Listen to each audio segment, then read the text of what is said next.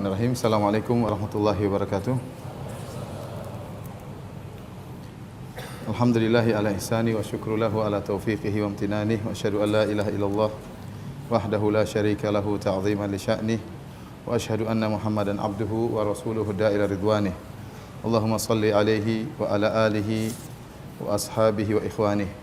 Para hadirin dan hadirat yang dirahmati oleh Allah Subhanahu wa taala, alhamdulillah, puji dan syukur kepada Allah Subhanahu wa taala senantiasa kita panjatkan atas segala kenikmatan dan karunia yang Allah anugerahkan kepada kita. Salawat dan salam semoga tercurahkan selalu kepada junjungan kita Nabi Muhammad sallallahu alaihi wasallam dan juga kepada keluarganya serta seluruh sahabat beliau tanpa terkecuali. Ikhwani fillah wa akhwati fiddin, azanillahu iyyakum. Pada kesempatan kali ini kita akan bahas tentang salah satu sifat-sifat Allah yang sangat mulia, yaitu sifat al-ulu, sifat ketinggian Allah Subhanahu wa taala secara zatnya, bahwa zat Allah Subhanahu wa taala lebih tinggi daripada seluruh makhluknya. Pembahasan ini semakin terasa sangat penting di zaman sekarang ini karena mulai muncul lagi orang-orang yang mempopulerkan akidah Jahmiyah, Mu'tazilah dan Asy'ariyah yang mereka semua bersepakat, baik Jahmiyah maupun Al-Mu'tazilah maupun Asy'ariyah, untuk mengingkari bahwasanya Allah berada di atas, bahwasanya Allah berada di atas. Oleh karenanya yang menyatakan Allah tidak berada di atas makhluknya adalah Jahmiyah, Al-Mu'tazilah, kemudian Al-Asy'ariyah. Dan para ulama dahulu mereka telah mengkhususkan penulisan buku-buku untuk membantah keyakinan kelompok-kelompok ini. Contohnya seperti buku yang ditulis oleh Imam Ahmad rahimahullahu taala yang berjudul Ar-Radd 'alal Jahmiyah waz Zanadiqah, bantahan terhadap orang-orang Jahmiyah dan Zanadiqah. Kemudian juga seperti Utsman bin Sa'id Ad-Darimi dalam kitabnya Ar-Radd 'alal Jahmiyah dan Ar-Radd 'alal Bishr Al-Marrisi, bantahan terhadap kelompok Jahmiyah dan bantahan terhadap Bishr Al-Marrisi, dan dia juga adalah seorang pemikiran Jahmiyah. Demikian juga Ibnu Qutaibah rahimahullah yang wafat pada tahun 276 Hijriah menulis sebuah kitab judulnya Al-Ikhtilaf fil Lafz wal Radd 'alal Jahmiyah wal Musyabbihah. Demikian juga Ibnu Battah yang wafat pada tahun 387 Hijriah dalam kitabnya Al-Ibanah. Demikian juga para ahli hadis, para ahli hadis dalam buku-buku hadis mereka juga mengkhususkan bab-bab untuk membantah orang-orang Jahmiyah yang menolak Allah berada di atas. Di antaranya Al-Imam Al-Bukhari rahimahullahu taala. Al-Imam Al-Bukhari dalam sahihnya Imam Bukhari menulis sebuah kitab dengan judul Kitab Ar-Radd 'alal Jahmiyah.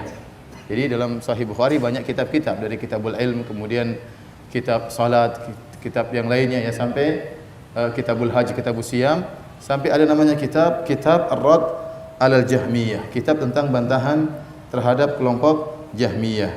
Dan kitab ini terdapat dalam Sahih Al-Bukhari dalam riwayat Al-Mustamli, karena murid-murid dari Imam Bukhari ada beberapa perawi-perawi, di antaranya riwayat Al-Mustamli menyebutkan dalam Sahih Bukhari ada Kitab Ar-Radd 'alal Jahmiyah. Dan ini juga telah diisyaratkan oleh Ibnu Battal dan Ibnu Tin sebagaimana dijelaskan oleh Hafidz Ibnu Hajar dalam Fathul Bari.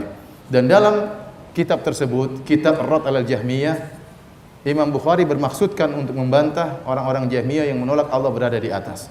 Oleh karenanya beliau membawakan, setelah itu beliau berkata, bab qaulullahi ta'ala ta'rujul malaikatu warruhu ilaihi, bab tentang firman Allah Subhanahu wa taala, para malaikat dan malaikat Jibril naik ke Allah Subhanahu wa taala untuk membantah mereka yang mengingkari Allah berada di atas. Kemudian beliau berkata, wa qauluhu jalla dzikruhu, dan juga perkataan Allah Subhanahu wa taala, ilaihi yas'adul kalimut thayyibu, dan kepada Allah lah naik kalimat-kalimat yang baik.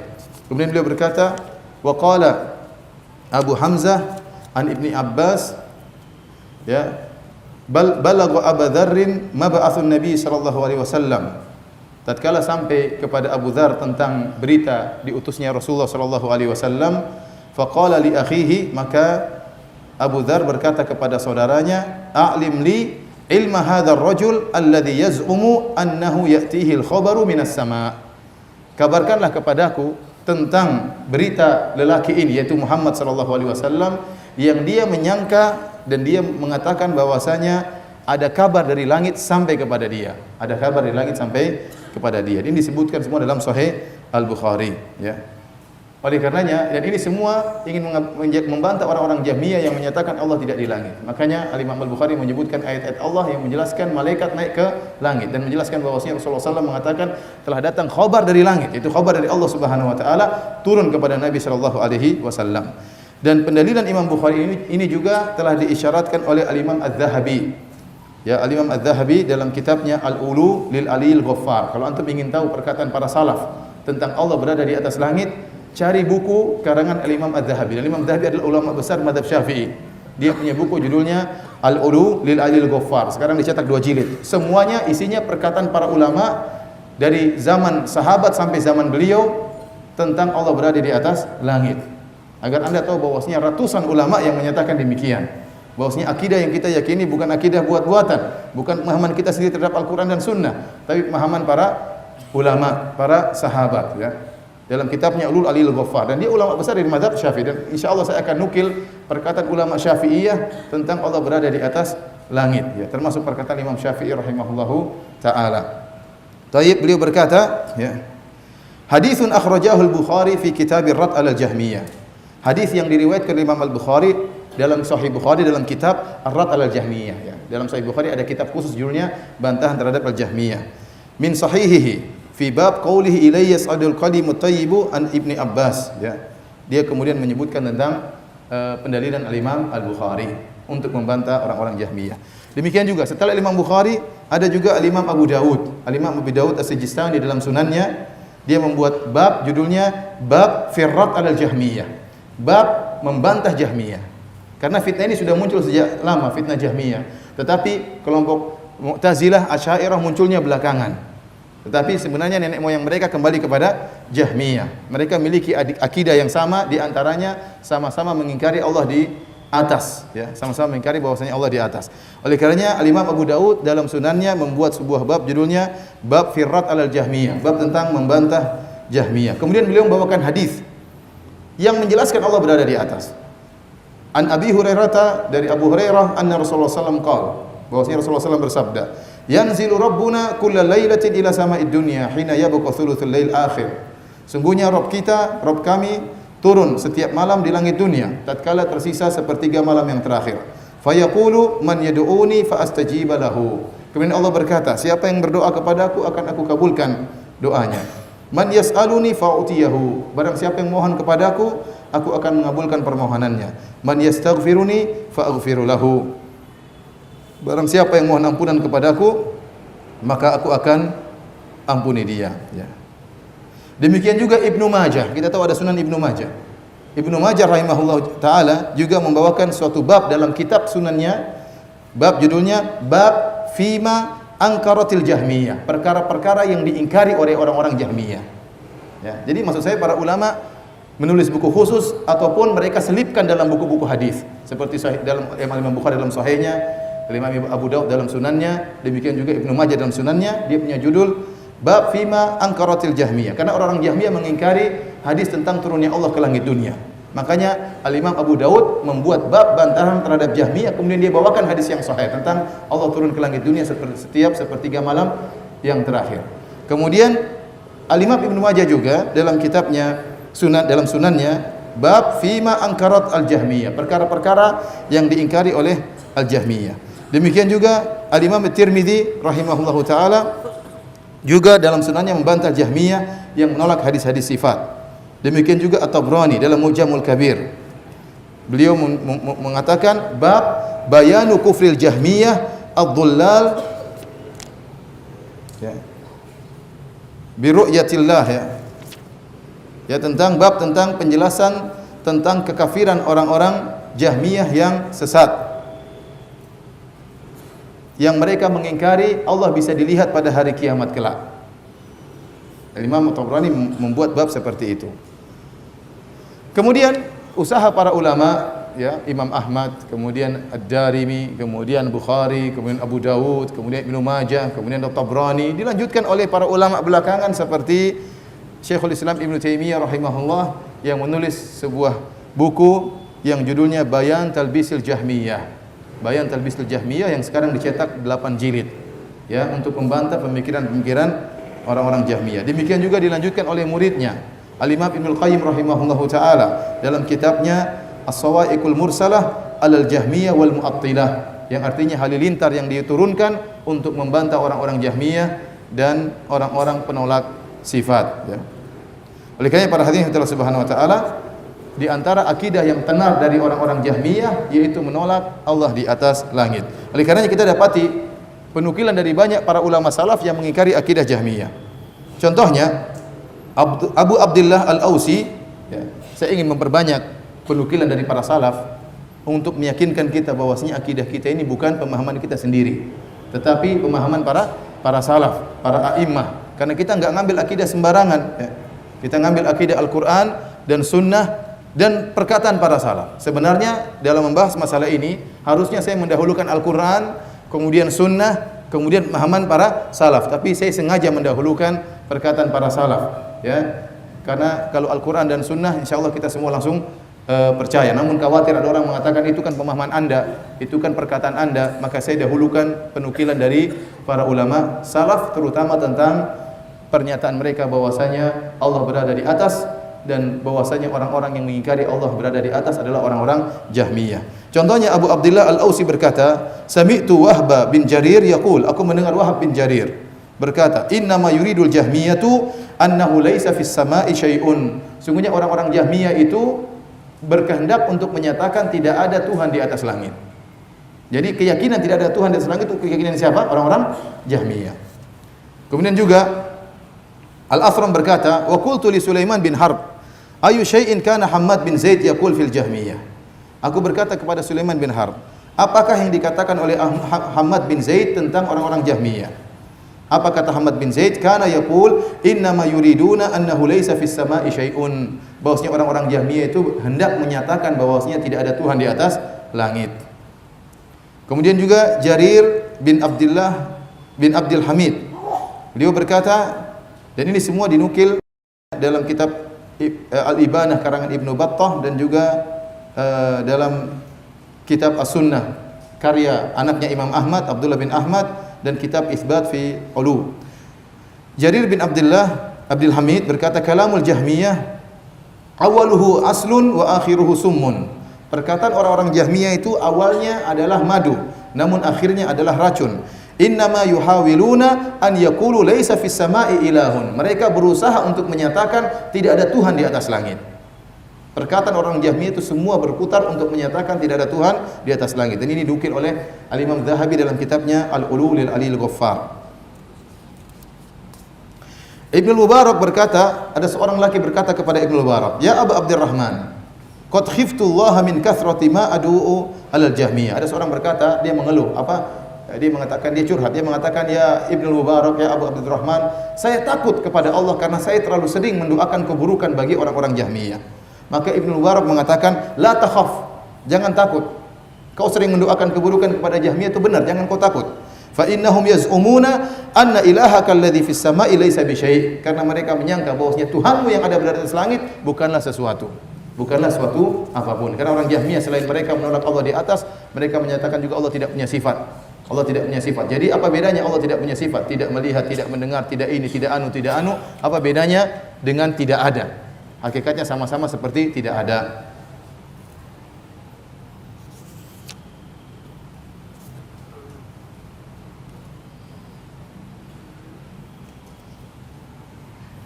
Dari Abdurrahman bin Mahdi dikatakan kepada dia, innal jahmiyah yaquluna innal qur'ana makhluq. Sungguhnya orang Jahmiyah mengatakan Al-Qur'an adalah makhluk. Faqala innal jahmiyata lam yuridu dha wa innama aradu an yanfu an yakuna ar-rahmanu 'alal 'arsy istawa. Kata dia, orang-orang Jahmiyah tidak bermaksud mengatakan Al-Qur'an itu makhluk, tetapi mereka berkehendak untuk menafikan bahwasanya Allah berada di atas arsy. Itu kehendak orang-orang apa? Jahmiyah. Wa aradu an yanfu an yakuna Allah ta'ala kallama Musa. Dan mereka juga hendak mengingkari bahwasanya Allah berbicara dengan Nabi Musa. Orang Jahmiyah punya pemikiran sendiri. Mereka tatkala beriman kepada Allah, mereka punya syarat untuk syarat-syarat Tuhan itu ada syaratnya. Mereka punya syarat Tuhan. Apa syarat Tuhan? Di antaranya tidak boleh di atas. Di antaranya syarat Tuhan tidak boleh berbicara dengan suara. Sehingga mereka mengatakan Allah tidak pernah berbicara dengan Nabi Musa. Dalam Al-Quran disebutkan Allah berbicara wa kallamallahu Musa taklima. Sungguh Allah berbicara dengan Nabi Musa dengan suara yang didengar oleh Nabi Musa. Oleh karenanya ada sahut menyahut antara Nabi Musa dengan Allah Subhanahu wa taala. Allah mengatakan wa ma tilka biyaminika ya Musa. Ada apa di tangan kananmu wahai Musa? Allah bertanya, Nabi Musa menjawab.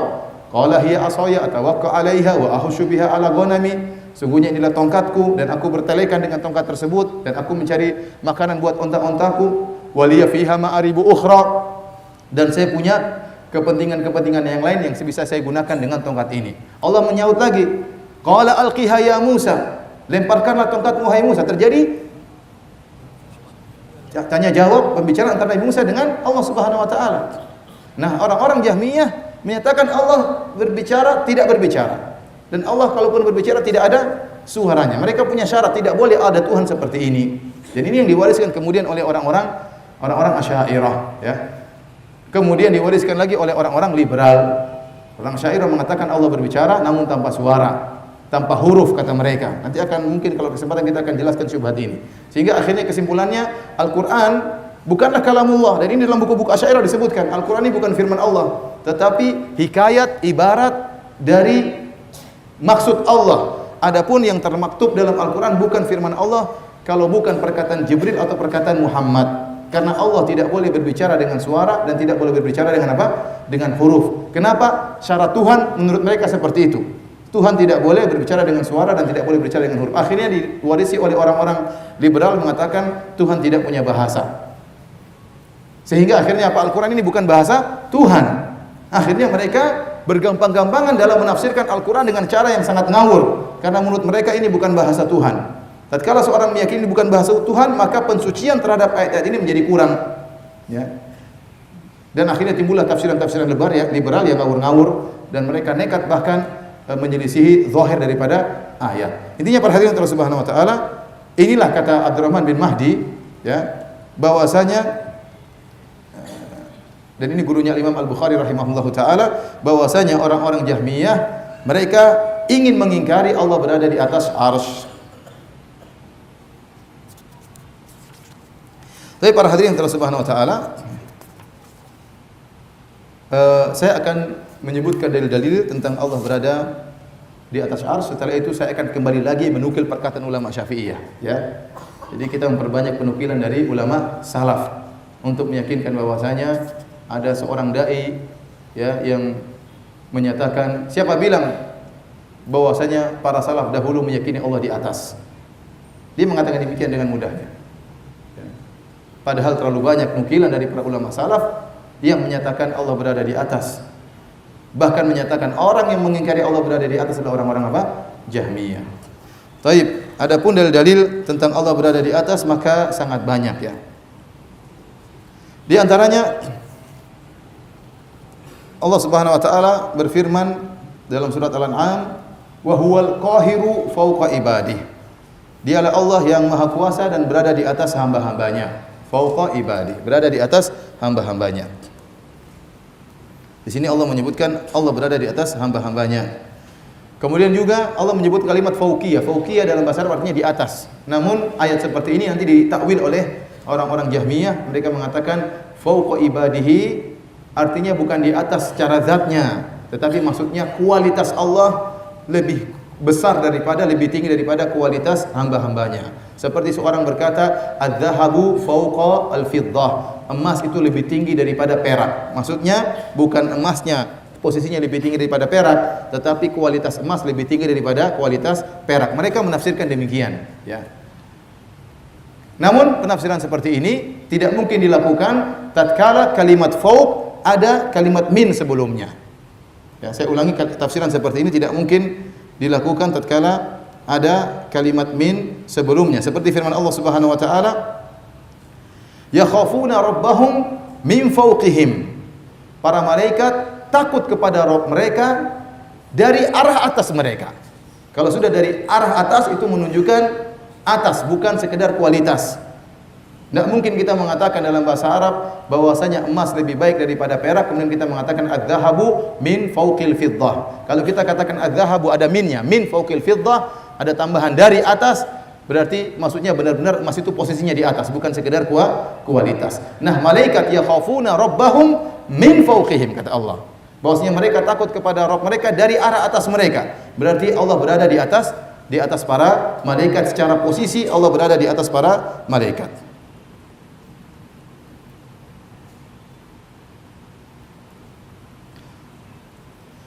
Dan para ulama menjelaskan apa faedahnya tatkala Allah mengatakan Allah lebih hebat daripada hamba-hambanya. Kalau tidak ada apa-apa, ngapain Allah mengatakan demikian? Ya. Karena kalau kita mengatakan Allah lebih hebat daripada hamba-hambanya, seakan-akan kita tidak kurang mensucikan Allah Subhanahu wa taala. Karena Allah tidak bisa dibandingkan dengan hamba-hambanya. Makanya seorang penyair berkata, "Alam tara anna sayfa yanqusu qadruhu idza qila anna sayfa amdha min al-asa." Tidakkah kau lihat bahwasanya pedang itu akan berkurang pamornya jika kau berkata pedang lebih tajam daripada tongkat. Kalau Anda membandingkan pedang dengan tongkat, sebenarnya Anda merendahkan siapa? Pedang. Beda kalau Anda bilang pedang lebih tajam daripada pisau. Wah, ini mungkin. Berarti Anda memuliakan apa? Pedang, ya. Kalau ada seorang mengatakan Ibnu Taimiyah lebih pintar daripada Firanda, ya ini menghina Ibnu Taimiyah. Ngapain dibandingkan dengan apa? Dengan saya. Ya. Beda kalau dikatakan Ibnu Taimiyah lebih pintar daripada Ibnu Qayyim, makin memuji Ibnu Taimiyah rahimahullahu taala. Maka buat apa Allah mengatakan Allah lebih hebat daripada hamba-hambanya? Allah tidak menyatakan demikian kecuali kalau dalam rangka membantah. Tapi kalau dalam rangka pemaparan, maka tidak perlu Allah membandingkan Allah dengan hamba-hambanya. Makanya dimaksudkan Allah berada di atas hamba-hambanya. Benar Allah berada di atas hamba-hambanya dari segi posisi. Zat Allah lebih tinggi daripada zat makhluknya.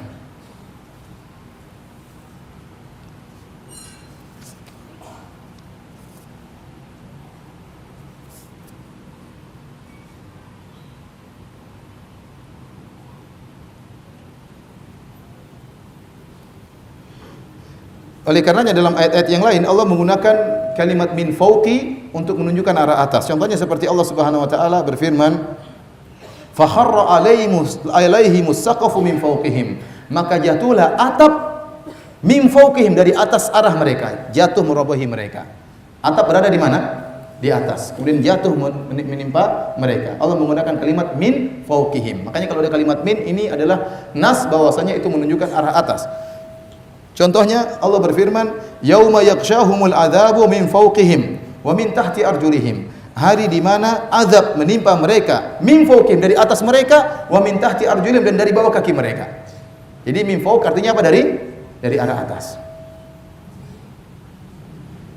Demikian juga Allah menyebutkan tentang siksaan penghuni neraka jahanam. Kata Allah, "Lahum min fawqihim dhulalun minan nar."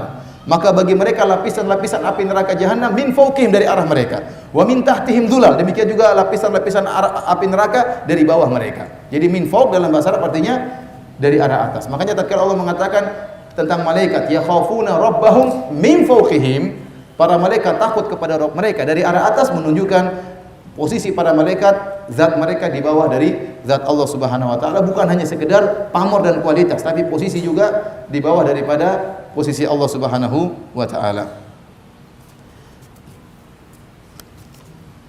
Kemudian juga para hadirin yang dirahmati oleh Allah Subhanahu wa taala, di antara dalil tentang bahwasanya Allah berada di atas yaitu penjelasan adanya sesuatu yang naik seperti malaikat dan amal soleh menuju Allah Subhanahu wa taala. Dan ini disebutkan dalam Al-Qur'an dan hadis-hadis Nabi sallallahu alaihi wasallam. Contohnya Allah mengatakan ta'rujul malaikatu warruhu ilaihi. Para malaikat dan malaikat Jibril naik ke arah Allah Subhanahu wa taala.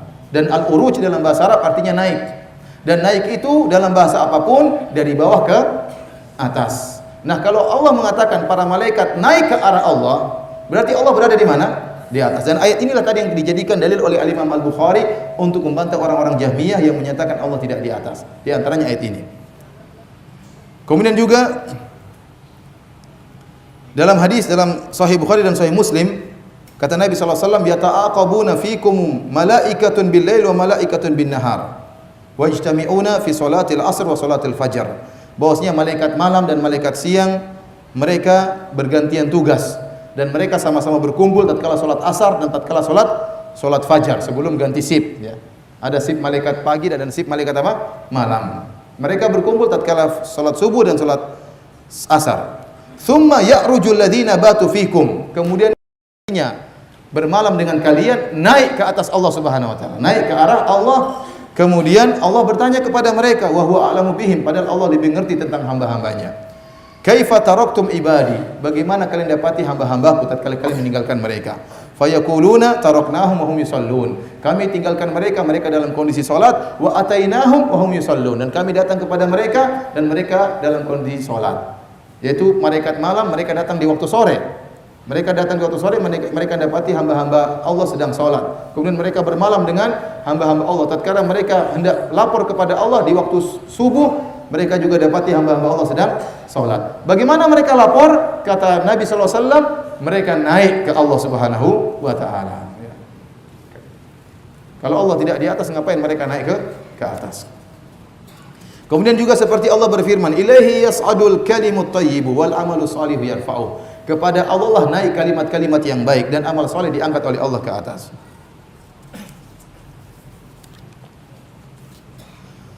Tapi para hadirin Allah Subhanahu wa taala, dalil yang berikutnya Allah menyebutkan tentang diangkatnya sebagian makhluk selain malaikat kepada Allah Subhanahu wa taala. Contohnya seperti Nabi Isa alaihissalam.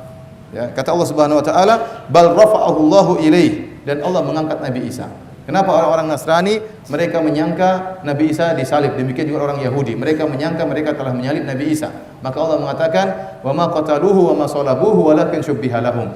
Sungguh mereka tidak membunuh Nabi Isa dan mereka tidak menyalib Nabi Isa, akan tapi ada orang yang diserupakan dengan Nabi Isa. Kata Allah, "Bal rafa'ahu Allah ilaih." Akan tapi Allah angkat Nabi Isa ke arah Allah. Diangkat ke mana? Ke langit. Diangkat ke arah Allah Subhanahu wa taala. Berarti Allah di atas. Kemudian juga seperti dalil yang berikutnya, dalil ke-6, dalil bahwasanya Al-Qur'an diturunkan dari Allah dan kita tahu Al-Qur'an turun dari atas ke bawah. Kata Allah, "Tanzilul kitabi minallahil azizil hakim." Diturunkan Al-Qur'an dari Allah yang Maha perkasa lagi Maha bijaksana. Dan Al-Qur'an turun, kita bilang Al-Qur'an turun dari Allah ke Nabi Muhammad sallallahu alaihi wasallam dibawa oleh malaikat Jibril, dan namanya turun itu dari atas ke bawah. Dalam bahasa apapun adalah turun dari atas ke bawah. Contohnya tanzilu minar rahmanir rahim. Al-Qur'an adalah diturunkan dari Allah yang Maha Pengasih lagi Maha Penyayang, dan ayat-ayat seperti ini banyak. Kemudian juga dalil yang tegas bahwasanya Allah berada di atas langit. Contohnya seperti firman Allah Subhanahu wa taala, "Aamintum man fis samai ay yakhsifa bikumul arda fa idza hiya tamur." Apakah kalian merasa aman dari zat yang berada di atas langit bahwasanya dia akan menjungkirkan balikkan bumi bersama kamu? Ya. Jadi Allah mengatakan kalian di bumi.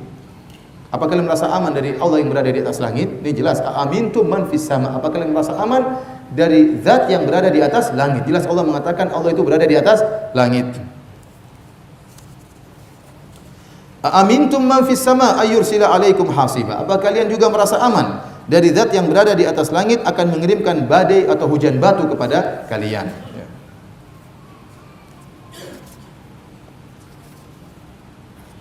Dan dari hadis juga sangat banyak ya. Oleh karena Nabi SAW mengatakan, "Ala ta'manuni wa ana aminu man fis sama." Apakah kalian tidak percaya kepadaku sementara aku kepercayaan zat yang ada di atas langit? Maksudnya siapa? Allah Subhanahu wa taala. "Ya'tini khabarus sama sabahan wa masaan." Kata Nabi, datang kepadaku kabar dari langit ya, pagi dan sore. Hadis ini riwayat Al-Imam Al-Bukhari dan Al-Imam Muslim. Demikian juga dalam hadis Rasulullah SAW berkata, "Ar-rahimuna yarhamuhumur rahman." Sungguhnya orang-orang yang pengasih akan dikasihi oleh Allah Subhanahu wa taala. "Irhamu man fil ard yarhamkum man fis sama." Kata Nabi, rahmatilah orang-orang yang ada di bumi, niscaya yang di langit akan rahmat kepada kalian. Lihat Rasulullah SAW bandingkan antara bumi dan langit. Kalau kalian merahmati yang ada di bumi, yang di langit akan rahmat kepada kalian. Kemudian juga di antara dalil tentang persaksian seorang budak ya. Tatkala kisah Muawiyah bin Al-Hakam, seorang sahabat yang dia ingin membebaskan budaknya, kata Nabi, jangan dulu bebaskan, tapi tes dulu budak wanita tersebut. Maka di antara pertanyaan Rasulullah SAW yang sampaikan kepada wanita tersebut untuk dites, kata Nabi SAW, Aina Allah, di mana Allah? Maka budak tersebut mengatakan fis sama, ada di langit. Itu berada di atas langit. Yang pertanyaan kedua, man ana, siapa saya?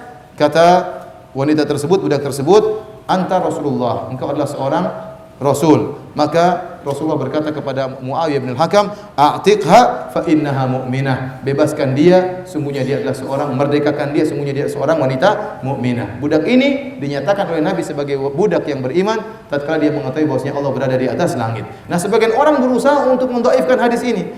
Padahal hadis ini adalah hadis riwayat Imam Muslim, dan hadis ini dijadikan dalil oleh Al-Imam Syafi'i rahimahullahu taala tentang masalah pembebasan budak.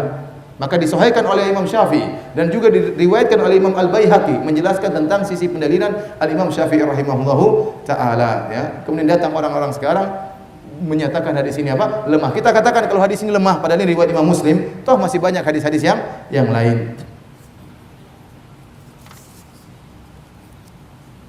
Kemudian di antara dalil bahwasanya Allah berada di atas langit, ya, adalah firman Allah Ar-Rahmanu 'alal arsy istawa. Allah beristiwa di atas arsy, dan ini banyak dalam Al-Qur'an. Kalau tidak salah ada 7 tempat. Ar-Rahmanu 'alal arsy istawa. Allah beristiwa di atas arsy. Dan istawa dalam bahasa Arab kalau digandengkan dengan ala, maknanya adalah di atas. Istawa ala artinya maknanya adalah di atas. Oleh karena sebagian dai mengatakan istiwa itu maknanya ada 7. 1 ini, 2 ini, 3 ini, 4 ini, terus yang mana? Kita bilang istiwa benar maknanya ada 7. Tetapi kalau sudah digandengkan dengan ala, maka maknanya cuma 1, yaitu apa? Di atas. Misalnya saya sholat, saya mengatakan istau, luruslah. Istau, apa? Sawu sufufakum, istau, luruslah kalian. Karena saya tidak mengatakan ala. Tapi kalau saya mengatakan istau ala, berarti saya mengatakan beradalah di atas. Paham? Oleh karena tergantung kata gandengnya. Oleh karena kalau ada yang mengatakan istiwa maknanya 7, ini sebenarnya talbis. Kita mengatakan yang dimaksud bukan istiwa doang, tetapi istiwa ala. Kalau istiwa ala dalam bahasa Arab, maka maknanya cuma apa? Di atas. Oleh karenanya Mujahid, muridnya Imam Ibnu Abbas, sahabat Ibnu Abbas radhiyallahu anhu, tatkala menafsirkan kalimat istawa, dia mengatakan ala, di atas. Maknanya apa? Di atas. Sementara orang Jahmiyah, mereka berusaha untuk mentakwil dengan mengatakan istaula, artinya Allah menguasai arsy. Tsumma stawa 'alal arsy, kemudian Allah beristiwa di atas arsy, artinya kemudian Allah menguasai arsy. Maka bantahannya sangat mudah. Berarti sebelumnya Allah tidak menguasai apa? Arsy. Apakah ada makhluk Allah yang pernah tidak dikuasai oleh Allah kemudian Allah menguasainya? Jawabannya tidak mungkin.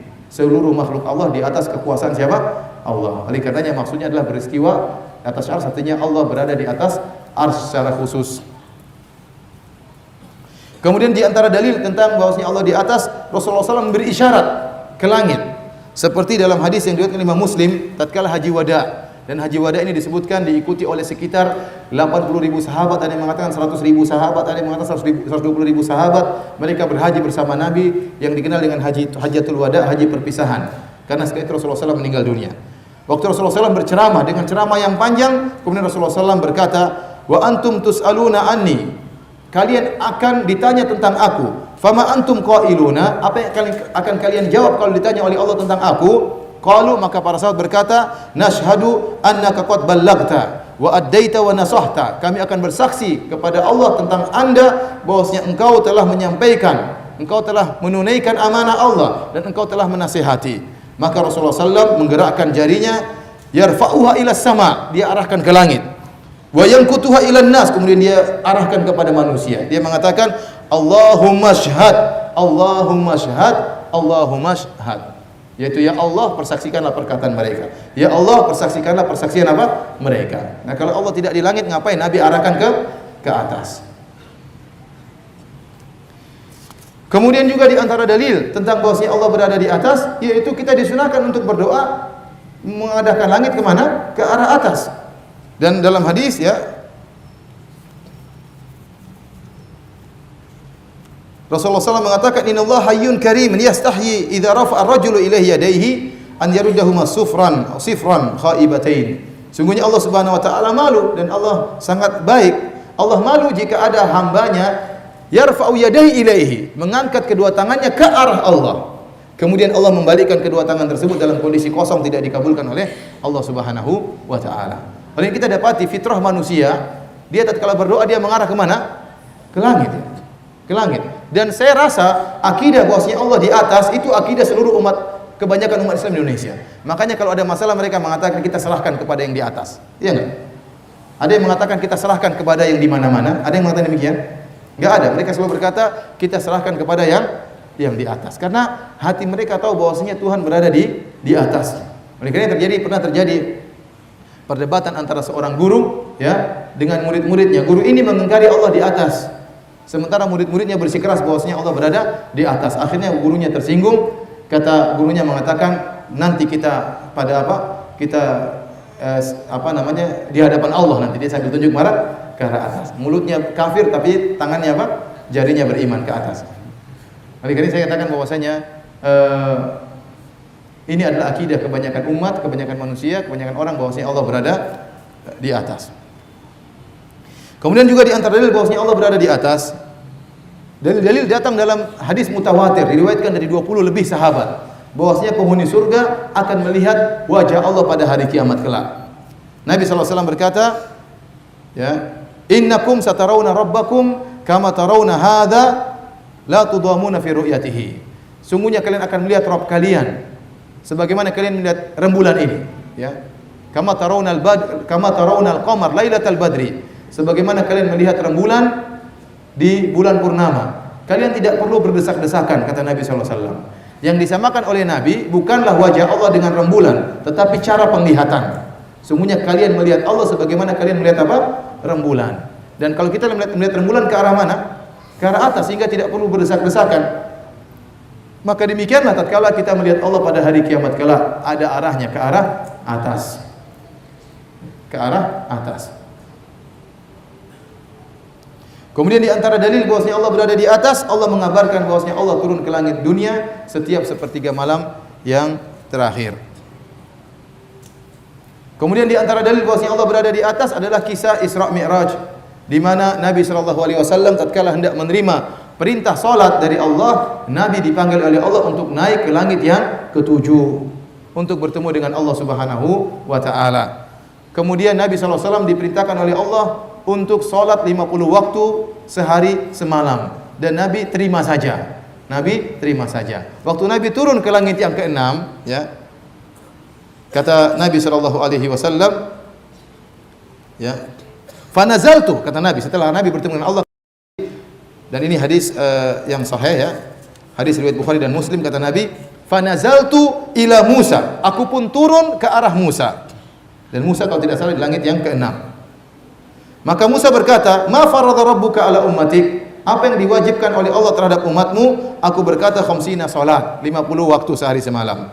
Kata Nabi Musa, "Irji ila rabbik fas'alhu takhfif." Balik lagi kepada Allah, mintalah keringanan. Fa inna ummataka la yutiquna dzalik. Sungguhnya umatmu tidak akan mampu salat 5 waktu sehari semalam. Fa inni qad balautu bani Israil wa khabartuhum. Aku telah menguji Bani Israel dan mereka tidak mampu. Aku tahu tentang kondisi mereka. Faraja'tu ila rabbi, aku pun kembali kepada Allah Subhanahu wa taala. Jadi Nabi Muhammad sallallahu alaihi wasallam naik kemudian turun. Naik kemudian apa? Turun. Sampai akhirnya menjadi 5 waktu dalam sehari semalam. Mau ada Isya sebentar lagi. Habis itu salat Isya dulu bagaimana? Iya, salat Isya dulu. Salat Isya dulu ya. Okay. Ini langsung qomat kan? Iya. Oke. Kita lanjutkan insyaallah setelah salat Isya. Sampai jam 10 kan? Sampai jam berapa? Bismillahirrahmanirrahim. Alhamdulillah, salatu wassalamu ala Rasulillah wa ala alihi wa sahbihi wa wala. Ikhwani fillah wa fiddin, azanillahu yakum. Kita lanjutkan pengajian kita. Kita masih pada pendalilan-pendalilan bahwasanya Allah berada di atas langit. Telah kita sebutkan bahwasanya tatkala Isra Mi'raj, Nabi sallallahu alaihi wasallam naik ke langit yang ketujuh untuk bertemu dengan Allah Subhanahu wa taala. Kemudian diperintahkan salat 50 waktu sehari semalam. Kemudian Nabi turun menuju Nabi Musa. Nabi Musa nasihati, umatmu tidak akan mampu. Maka Nabi Muhammad SAW naik lagi ketemu dengan Allah. Terus naik turun sampai akhirnya jadi 5 waktu sehari semalam, ya. Alhamdulillah Nabi Muhammad ketemu Nabi Musa. Kalau enggak ketemu repot juga kita 50. Ini mati. Mati nih. Mati. Oleh karenanya kita sampaikan bahwasanya alhamdulillah ya Nabi Muhammad SAW dinasihati oleh Nabi Musa sehingga akhirnya keringanan kita rasakan ya dalam sehari semalam cuma 5 waktu. Oleh karenanya barang siapa yang mengingkari bahwasanya Allah berada di atas, seakan-akan dia telah mengingkari mukjizat Isra dan Mi'raj ya. Kalau ternyata Allah berada di mana-mana, Allah tidak di atas, buat apa Nabi Muhammad SAW susah-susah kemudian naik ke atas untuk bertemu dengan Allah Subhanahu wa taala. Kemudian di antara dalil ya tentang bahwasanya Allah Subhanahu wa taala berada di atas, di antaranya bahwasanya nabi-nabi sebelumnya juga tegas menunjukkan bahwasanya Allah berada di atas. Hal ini sebagaimana dakwah Nabi Musa kepada Fir'aun. Fir'aun memahami bahwasanya Nabi Musa menyatakan Allah berada di atas. Oleh karenanya Fir'aun berusaha mengingkari pernyataan Nabi Musa tersebut. Maka dalam Al-Quran Allah mengatakan, wa qala fir'aunu ya Haman ibn li sarhal la'alli ablughul asbabas samawati fa attali'a ilahi Musa wa inni la'adhunnuhu kadhiba. Fir'aun berkata, wahai Haman, panglimaku, buatkanlah bagiku sebuah bangunan yang tinggi supaya aku bisa sampai kepada pintu-pintu langit, supaya aku dapat melihat Tuhan Musa, dan sungguhnya aku memandang Musa adalah berdusta. Artinya Musa berdosa bahwasanya dia punya Tuhan di atas. Maka saya ingin buktikan Tuhannya tidak ada di atas. Berarti Nabi Musa telah berdakwah kepada Fir'aun bahwasanya Tuhannya berada di atas, dan Fir'aun hendak mendustakan Musa. Caranya bagaimana? Dia ingin naik langit ke atas dan dia ingin tunjukkan bahwasanya tidak ada Tuhan di atas. Oleh karenanya orang-orang yang mengingkari bahwasanya Allah berada di atas, mereka sungguhnya mengikuti akidahnya Fir'aun yang berusaha mendustakan Nabi Musa alaihi salam.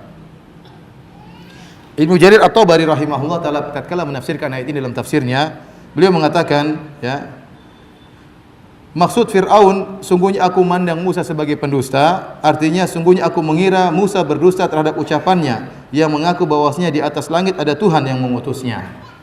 Jadi memang Fir'aun mendustakan Nabi Musa. Ini tafsir Ibnu Jarir At-Tabari ya. Jadi Fir'aun ingin mendustakan Musa yang menyatakan Tuhannya berada di atas langit.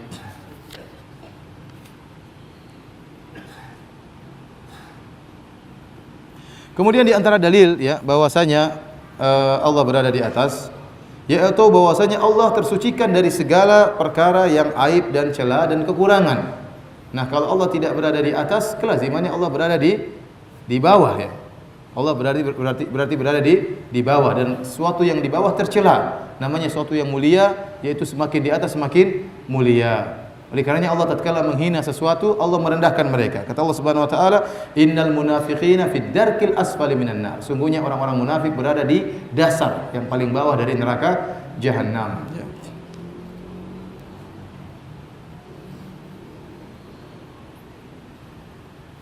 Taib, kemudian juga banyak ulama ya, ini di antara dalil tentang bahwasanya Allah berada di atas. Dan kemudian banyak ulama yang menyampaikan tentang ijma' bahwasanya Allah berada di atas ya. Ijma' artinya kesepakatan para ulama ya. Di antaranya yang dinukilkan dari Al-Imam Al-Auza'i rahimahullahu taala. Dan Imam Auza'i ini wafat pada tahun 157 Hijriah.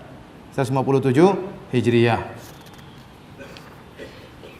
Dan beliau berkata ya, kunna wattabi'un mutawafirun. Kami dan para tabi'in masih banyak. Naqul, kami berkata, inna Allah ta'ala dzikruhu fawqa arsyihi. Kami seluruhnya berkata bahwasanya Allah yang maha tinggi berada di atas arsy-Nya.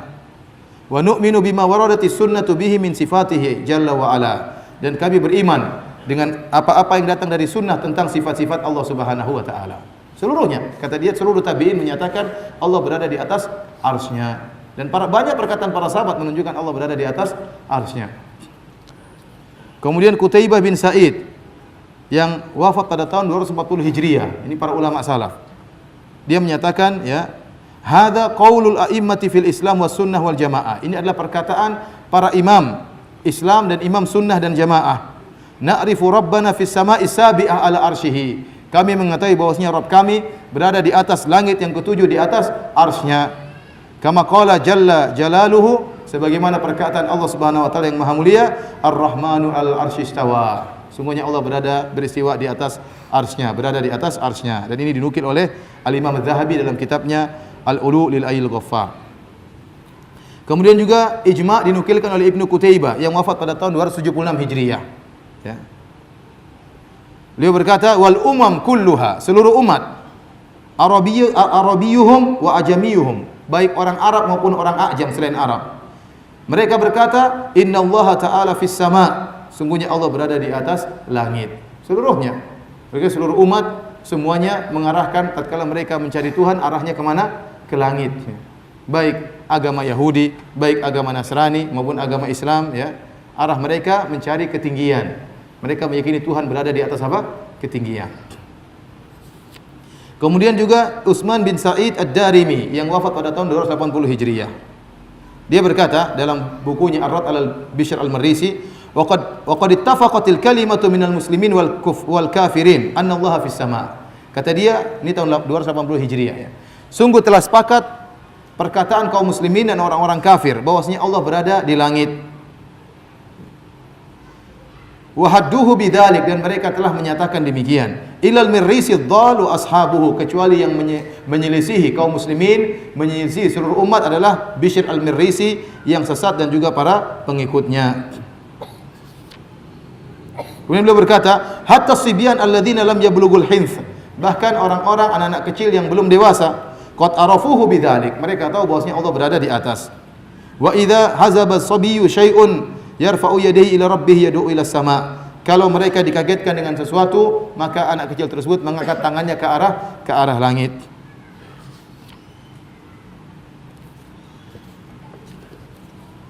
Kemudian Zakaria As-Saji yang wafat pada tahun 307 Hijriyah.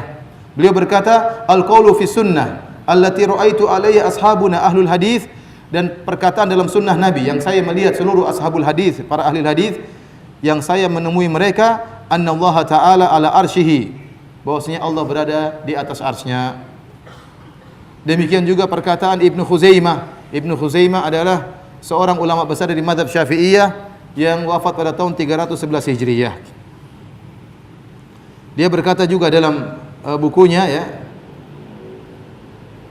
kama akhbarana fi muhkami tanzilihi wa ala lisani nabihi alaihi salam, kama huwa mafhumun fi fitratil muslimin ulama'ihim wa juhalihim, sebagaimana Allah telah mengabarkan kepada kita dalam Al-Qur'an dan juga melalui lisan Rasulullah sallallahu alaihi wasallam, dan ini telah diketahui dari fitrahnya kaum muslimin, baik para ulamanya maupun orang-orang yang bukan ulamanya, baik ahrarihim wa mamalikihim, meskipun baik orang-orang yang merdeka maupun para budak mereka, wa dzukranihim wa inathihim balighihim atfalihim, demikian juga laki-laki maupun perempuan, dewasa maupun anak-anak, kullun man da'allaha fa inna ma yarfa'u ra'sahu ila sama'. Setiap mereka mau ulama, mau enggak ulama, laki-laki maupun perempuan, anak-anak mau dewasa, semuanya kalau berdoa angkat tangan kemana? Ke langit. Enggak ada yang angkat tangan ke bawah, enggak ada yang angkat tangan ke samping ya. Enggak ada yang mengatakan di belakang mungkin, enggak ada. Semuanya pasti kemana? Ke atas. Kenapa? Fitrah mereka mengetahui bahwasanya Tuhan itu maha tinggi. Mereka mengetahui bahwasanya semakin tinggi semakin mulia sesuatu. Maka mereka mencari ke arah atas. Banyak ya, saya mau nukil semua, nanti kita bisa sampai jam 10 ya. Oleh karenanya saya ingin sampai jam 8 kurang ya.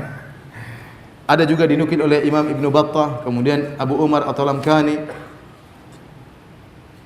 At-Talamangki, kemudian Abu Usman As-Sabuni, Abu Nasr As-Sijzi, yang ini wafat termasuk ulama-ulama terdahulu.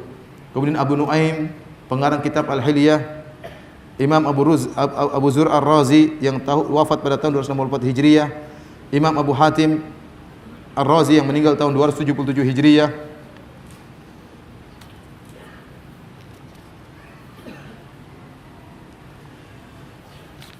Dan banyak juga, demikian juga Ibnu Abdul Bar, ulama besar dari mazhab Malikiyah yang wafat pada tahun 463 Hijriyah. Beliau berkata, wa fihi dalilun ala anna Allah azza wa jalla fis sama' 'alal arsy min fawqi sab'a samawat. Dan pada hal ini ada dalil hujjah yang menunjukkan Allah berada di atas langit, di atas arsy, di atas langit yang ketujuh.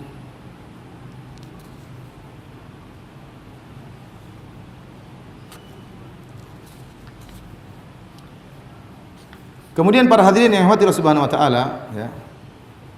Ternyata yang menyatakan bahwasanya Allah berada di atas arsy, ya. Bahkan sebagian ulama Asy'ariyah. Saya ulangi bahwasanya yang mengingkari Allah berada di atas arsy ada 3 golongan. Semuanya adalah golongan penolak sifat yang menyelisih jalan Ahlus Sunnah wal Jamaah. Yaitu golongan Jahmiyah, golongan Mu'tazilah dan golongan Asy'ariyah.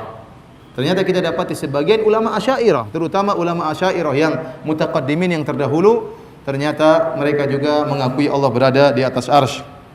Di antaranya Imam Al-Baihaqi.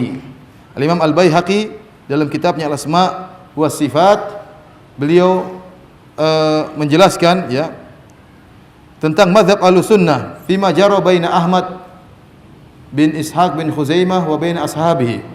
Kemudian beliau menyebutkan yaitu Ar-Rahmanu 'alal 'arsy istawa bila kaif. Allah berada di atas arsy tanpa harus mengetahui bagaimananya. Wal atharu anis salaf fi mithli hadza katsiratun. Dan athar dari para salaf tentang hal ini bahwasanya Allah berada di atas arsy tanpa harus mengetahui bagaimananya sangat banyak. Kata beliau, wa ala hadhihi tariq yadullu madhhabu Syafi'i radhiyallahu anhu wa ilaihi dhahaba Ahmad bin Hanbal.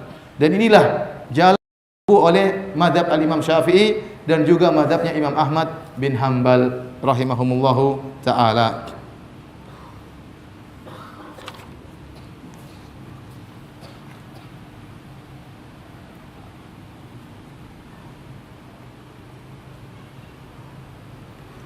Kemudian Al-Imam Al-Baihaqi rahimahullah, dia menjelaskan makna dari kalimat man fis sama. Firman Allah, aamintum man fis sama. Apa kalian merasa aman dari zat yang berada di atas langit? Kata beliau, "Tsumma makna qaulihi fil kitab."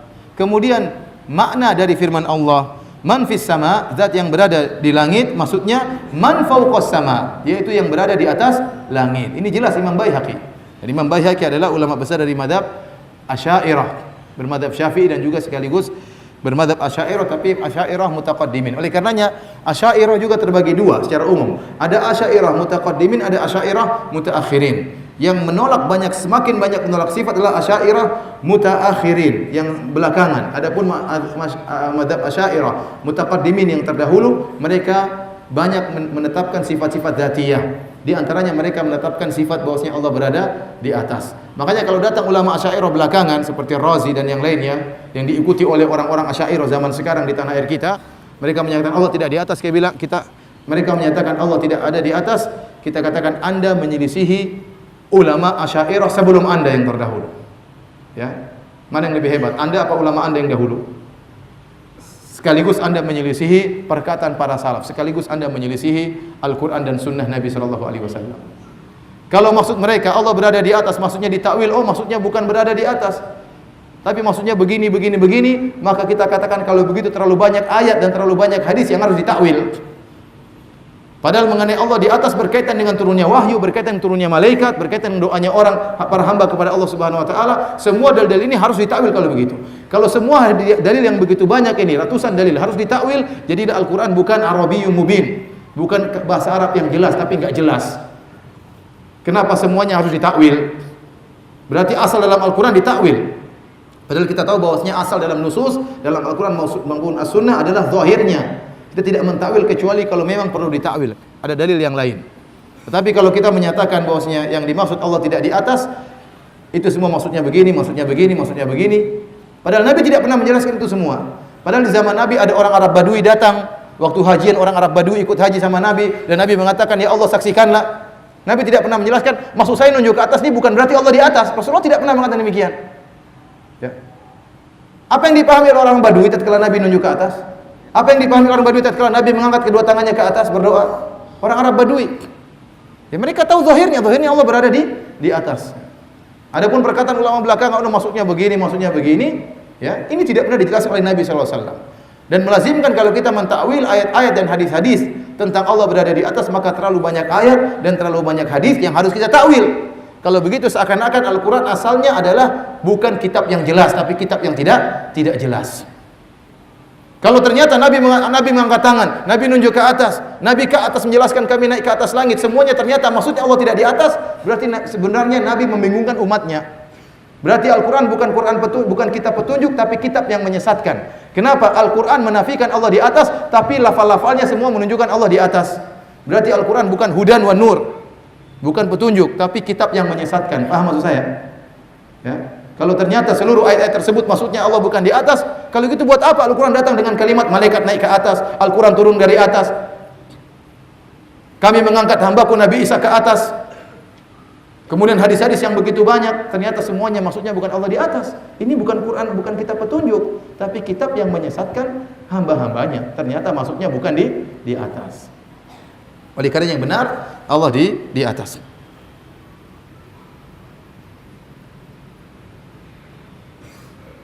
Kemudian di antara para ulama ya Syafi'iyah ya. Saya ulangi dulu. Ini sekarang kita berbicara tentang ulama Asy'ariyah, di antaranya Baihaqi.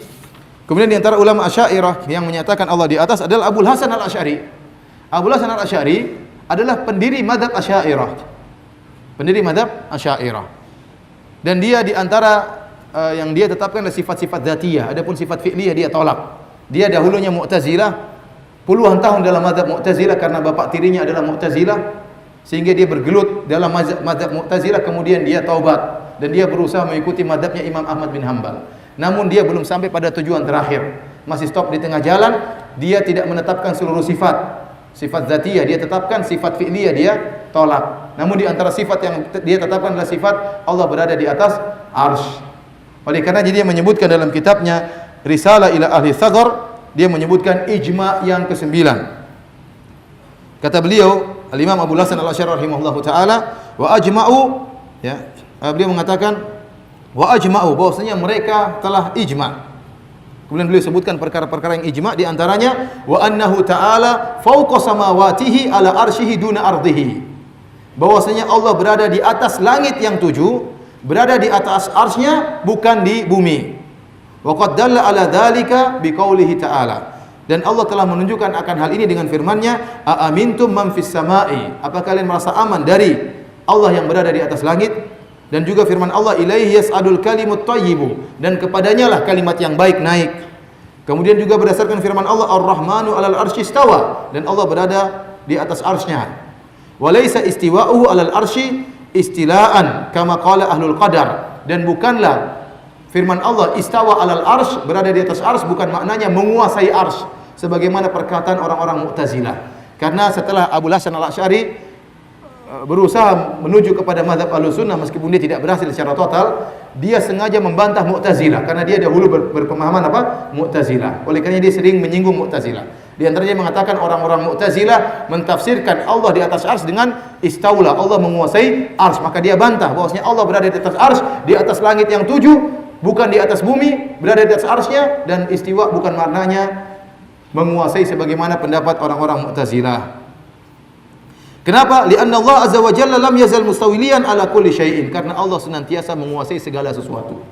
Kalau Anda mengatakan istawa alal arsy, Allah menguasai arsy, maka setelah Allah menciptakan langit dan bumi, tsumma stawa alal arsy, kemudian Allah menguasai arsy, berarti sebelumnya arsy belum dikuasai oleh Allah Subhanahu wa taala, dan ini tidak benar karena Allah menguasai seluruh makhluknya.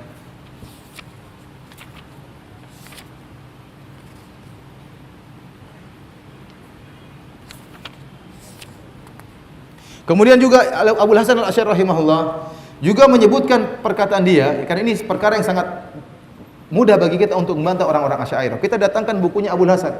Kalian kan berintisab, berafiliasi kepada mazhab Asy'ariyah. Nah, ini buku imam kalian. Menyatakan Allah berada di atas langit. Dalam kitabnya Risalah ila Ahli Tsaghar. Juga dalam kitabnya Maqalatul Islamiyyin, 2 jilid ya. Fi ikhtilaf Maqalatul Islamiyyin, tentang masalah firqah-firqah. Ya. Beliau mengatakan hadhihi hikayatu jumlati qauli ashabil hadits wa ahli sunnah. Inilah penghikayatan tentang secara global perkataan ahlul hadis dan perkataan ahlus sunnah wal jamaah. Di antaranya perkataan ahlus sunnah wal jamaah, perkataan ini, lihat perkataan Abu Hasan Al-Asy'ari, wa anna Allah subhanahu ala arsyihi, dan sungguhnya Allah berada di atas arsy-Nya.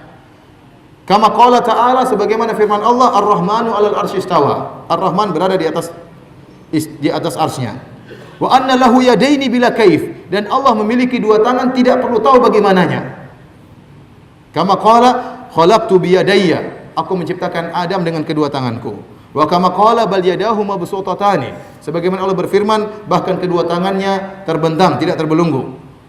Wa anna lahu ainaini bila kaif, dan Allah memiliki dua mata tanpa harus tahu bagaimananya dan tidak perlu tahu bagaimananya. Ya.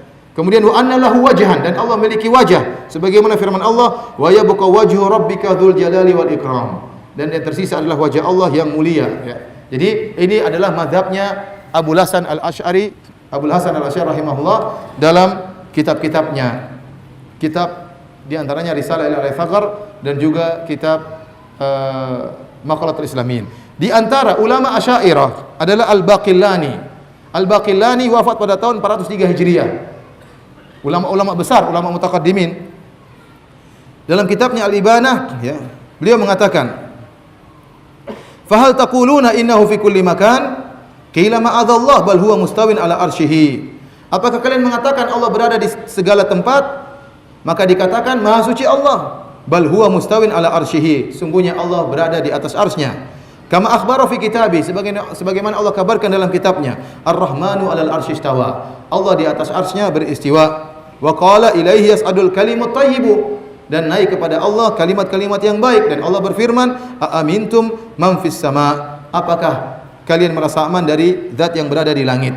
Kemudian Al-Baqillani berkata, walau kana fi kulli makan lakana fi batinil insan. Kalau Allah berada di mana-mana, di setiap tempat, maka Allah akan berada dalam perut manusia. Wa famihi wa fil husyush, dan Allah akan berada dalam mulut manusia, dan Allah akan berada di tempat-tempat kotor, di WC dan di tempat buang sampah dan seterusnya.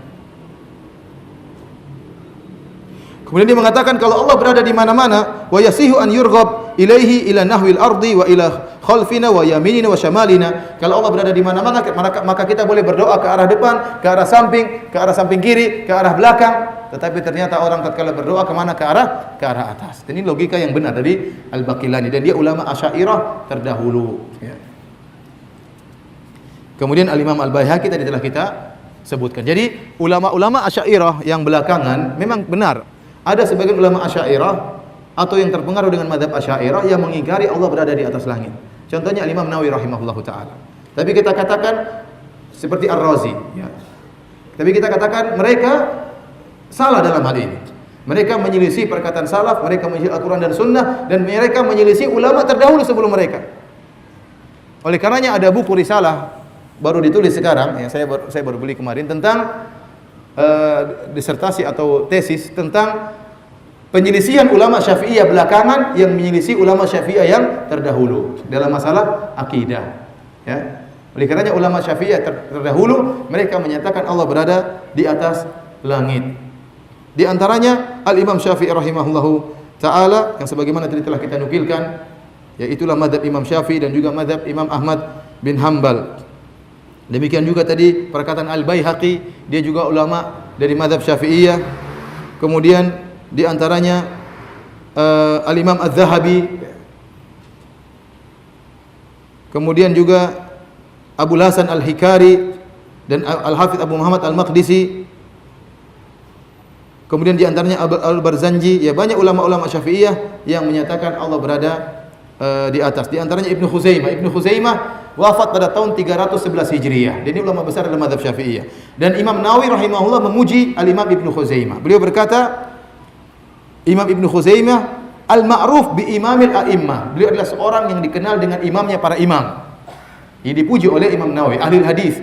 Dan dia imamnya para imam. Wa kana min hafazatil hadis. Wa kana min hifdzil hadis wa ma'rifatis sunnah bil ghayah al-aliyah. Dan beliau menghafal hadis dan mengenal sunnah dengan tingkatan yang tinggi. Jadi dipuji habis oleh Imam Nawawi. Ternyata beliau menyatakan, ya, dalam buku beliau bahwasanya Allah berada di atas langit.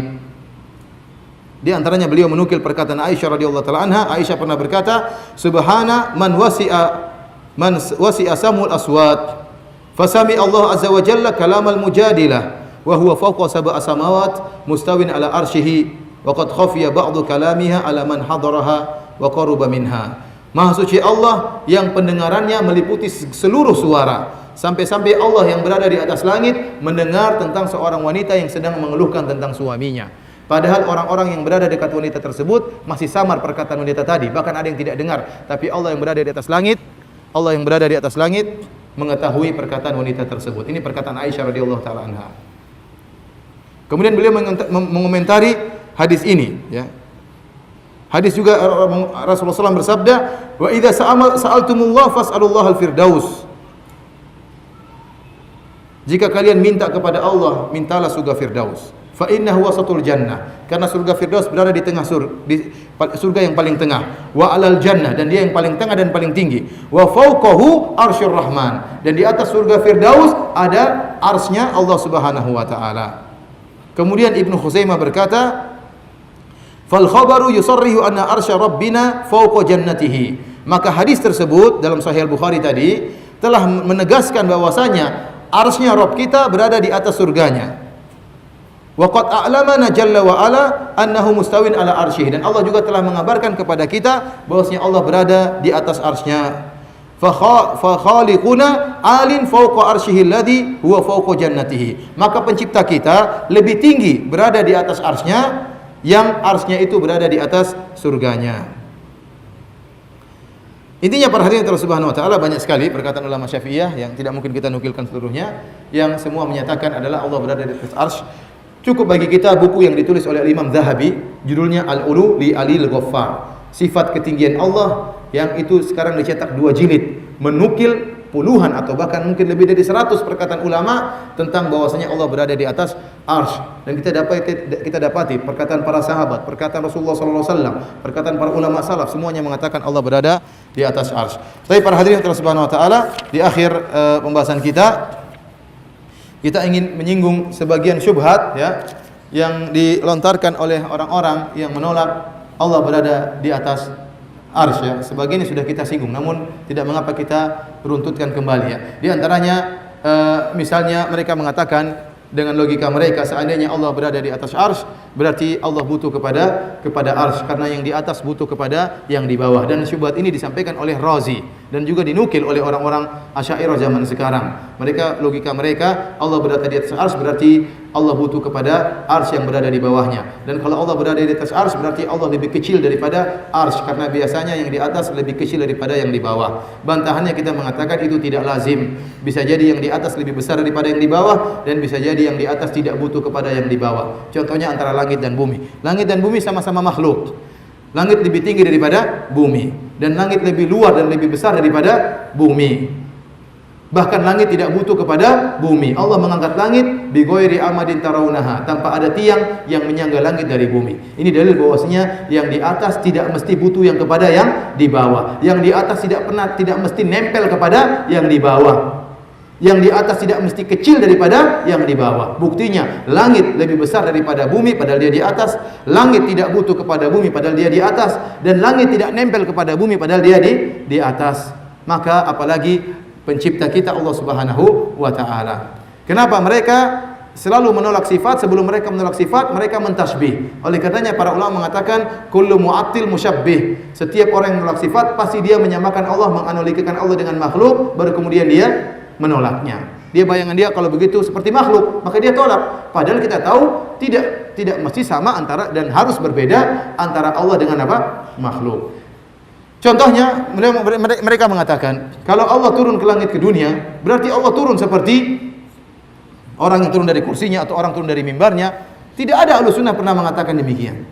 Para ulama Ahlussunnah yang menetapkan Allah turun ke langit dunia, mereka mengatakan bila kaif, tidak tahu bagaimananya. Karena Anda kalau ingin tahu bagaimananya, harus Anda tahu bagaimana hakikat langit. Langit bagaimana hakikatnya, mana ujungnya, mana pangkalnya, luasnya seperti apa, mana langit dunia, mana selain langit dunia. Kemudian yang kedua yang lebih parah lagi, Anda harus tahu bagaimana zat Allah. Karena dalam kaidah al-kalamu fi sifat far'un an al-kalami fi dzat. Pembahasan tentang sifat, tentang bagaimananya sifat adalah cabang dari pembahasan tentang bagaimana zat. Kalau Anda ingin tahu bagaimana sifatnya Allah, Anda harus tahu bagaimana zatnya Allah. Kalau Anda tidak tahu bagaimana zatnya Allah, bagaimana Anda tahu bagaimana sifatnya Allah? Kalau Anda tidak tahu bagaimana zatnya Allah, bagaimana Anda tahu turunnya Allah Subhanahu wa taala? Maka Anda harus tahu zatnya Allah dan zatnya langit. Anda harus tahu sifatnya Allah, sifatnya langit, baru bisa Anda bayangkan. Kalau Anda tidak tahu zatnya langit, dari mana ujungnya, mana pangkalnya. Kalau Anda tidak tahu bagaimana zatnya Allah Subhanahu wa taala, maka tidak bisa Anda mengetahui bagaimana turunnya Allah Subhanahu wa taala. Jadi mereka selalu menolak sifat, sebelumnya mereka menyamakan dahulu. Padahal tidak boleh kita menyamakan Allah dengan makhluknya.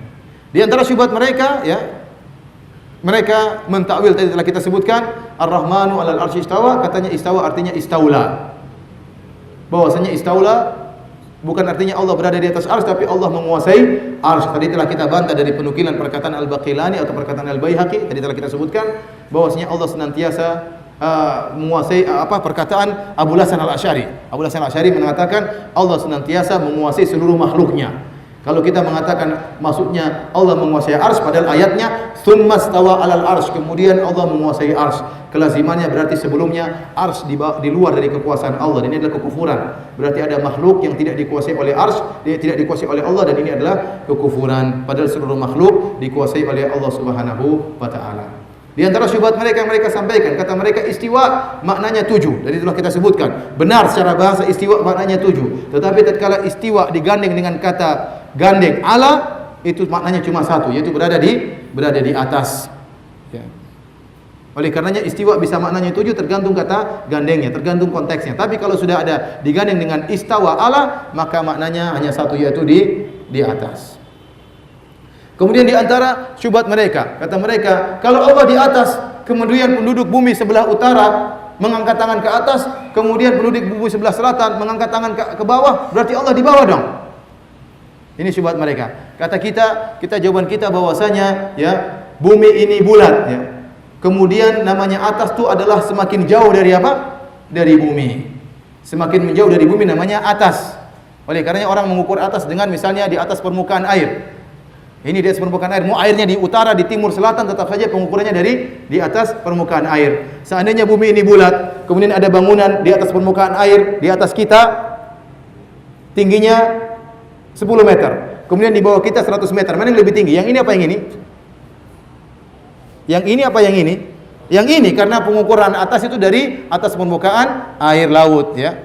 Semakin keluar daripada poros bumi, maka semakin ke arah atas. Paham? Ini disepakati oleh seluruh penduduk bumi. Anda kalau ingin bilang di atas, ukurannya dari bawah, dari poros bumi. Semakin ke bawah ke poros bumi berarti semakin ke bawah. Semakin keluar dari poros bumi berarti semakin apa? Ke atas. Dan sama, yang di penduduk bumi di atas utara sama penduduk bumi bagian selatan sama-sama menuju ke arah Allah. Bumi ini sangat kecil. Apa kata Allah dalam Al-Quran? Wa ma qadarullah haqqa qadri. Sungguh mereka tidak mengagungkan Allah sebagaimana mestinya. Wal ardu jami'an qabdatuhu yaumal qiyamah. Seluruh bumi dalam genggaman Allah Subhanahu wa taala. Saya tidak ingin menyamakan Allah dengan makhluk, tapi saya katakan kalau saya jadi raksasa, kemudian bumi kecil seperti ini, saya pegang bumi seperti ini, maka seluruh yang dalam bumi kalau ngarah keluar ke arah tangan saya. Paham? Seandainya saya raksasa besar, kemudian saya pegang bumi dalam genggaman saya, maka seluruh yang ada di utara, selatan, timur, kalau ke arah langit, ke arah kemana? Ke arah saya, karena semuanya dalam genggaman saya. Paham? Tapi Allah saya tidak tahu seperti apa. Cuma saya bayangkan kalau saya makhluk raksasa, maka dimanapun dia mengarah ke atas, maka ke arah saya. Paham?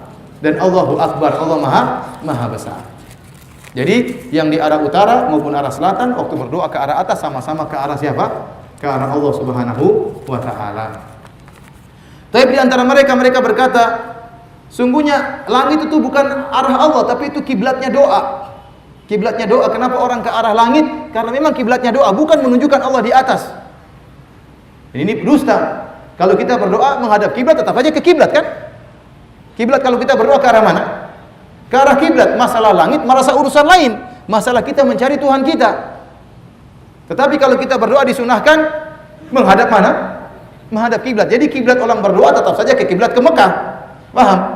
Bukan kiblatnya ke langit. Ke langit itu masalah hati kita ingin ke arah kemana? Ke langit. Ya. Orang kalau kemana-mana pasti ya Allah, pasti semuanya manusia fitrahnya seperti itu. Karena Tuhan maha tinggi. Dan suatu yang tinggi kita anggap sebagai apa? Yang mulia. Oleh karenanya perkataan mereka bahwasanya langit adalah kiblatnya berdoa itu adalah kedustaan. Yang benar kiblatnya orang berdoa tetap ke arah mana? Ke arah Ka'bah. Dan urusan langit urusan kita mencari Tuhan kita. Ya. Di antara syubhat yang paling kencang yang mereka sering ulang-ulang kata mereka, bahwasanya dahulu Allah sendirian, tidak ada makhluk, tidak ada tempat. Tidak ada tempat. Nah, sekarang Anda mengatakan Allah di atas langit, berarti Allah bertempat. Ini kedustaan. Tatkala kita mengatakan Allah di atas langit, bukan berarti Allah ada ruang hampa yang menaunginya. Tidak berarti demikian. Berarti ada tempat yang menaungi Allah, tidak ada. Karena yang ada adalah Allah dan makhluk. Allah adalah Rabbul Alamin. Seluruh selain Allah namanya apa? Makhluk. Maka maksudnya Allah di atas langit artinya di luar langit. Dan tidak ada lagi benda setelah Allah Subhanahu wa taala. Tidak ada zat setelah Allah. Jadi setelah alam semesta ada Allah Subhanahu wa taala. Itulah Allah di luar alam semesta. Bukan berarti ada ruang hampa. Tatkala kita mengatakan Allah di atas langit, bukan berarti Allah dinaungi oleh langit, tidak. Makanya kita tidak mengatakan Allah di langit. Tidak ada yang mengatakan Allah di langit, tapi maksudnya Allah di atas langit. Berarti setelah alam semesta. Tidak ada kelaziman bahwasanya Allah setelah menciptakan makhluk harus bertempat. Dulu Allah sendirian, perlu tempat atau tidak? Tidak perlu. Setelah Allah menciptakan bumi juga Allah tidak perlu dengan apa? Tempat. Berarti Allah di atas itu tidak melazimkan butuh kepada tempat. Sehingga akhirnya begini, mereka tidak bisa melogikakan Allah di atas kecuali Allah butuh tempat, sehingga akhirnya mereka menolak seluruh hadis. Menurut mereka tidak masuk akal. Dan ini bahaya tatkala kita memaksakan Al-Qur'an harus ikut akal kita, padahal akal kita penuh dengan kekurangan. Logika mereka tidak bisa jalan, bahwasanya logika mereka meyakini kalau Allah berada di atas harus di tempat. Ini tidak ada yang mengatakan demikian. Ulama tidak ada yang mengatakan demikian. Mengatakan Allah di atas bukan berarti harus dinaungi oleh tempat. Paham maksud saya? Paham atau tidak? Ini penting, ini syubhat yang sering mereka sampaikan. Paham? Masih ada syubhat yang lain? Kalau tidak ada, maka sampai di sini saja kajian kita. Baik para hadirin Allah Subhanahu wa taala, demikian saja pembahasan kita.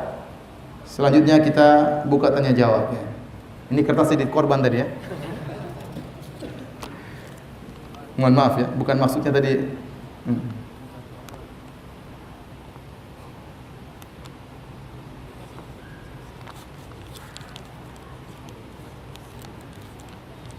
Pertanyaannya, apakah dalam berdoa wajah kita juga harus menghadap ke atas atau cukup tangan saja ke atas? Tidak harus wajah ke atas ya. Tidak harus wajah ke atas ya. Tangan ke atas sudah apa? Sudah cukup. Tapi kalau orang melihat ke atas enggak jadi masalah, tidak jadi masalah ya. Tapi yang disunahkan adalah apa? Tangan. Oleh karena Rasulullah SAW mengangkat tangannya sampai kelihatan kedua apa?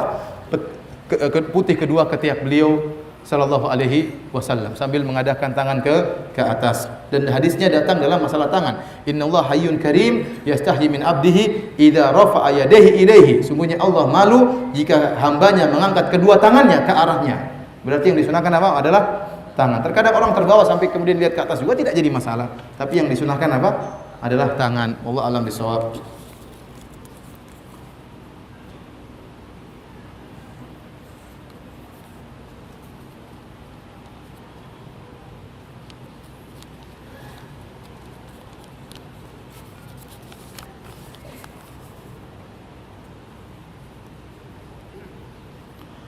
Ustaz, apakah benar hadis di bawah ini? Barang siapa yang tidak mau menikah bukan dari golonganku.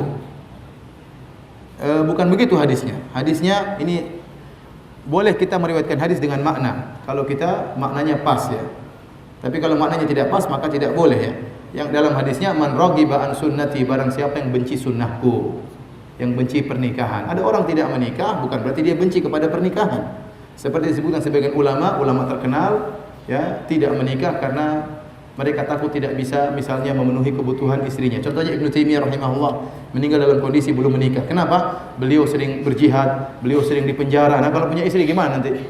Kasihan. Maka beliau tidak menikah karena ada alasan yang beliau apa? Hadapi. Sementara tulisan-tulisan beliau seluruhnya menyuruh untuk apa? Menikah. Jangan kita bilang Ibnu Taimiyah nulis tentang menikah tapi tidak praktek. Enggak. Ada halangan yang buat dia tidak bisa apa?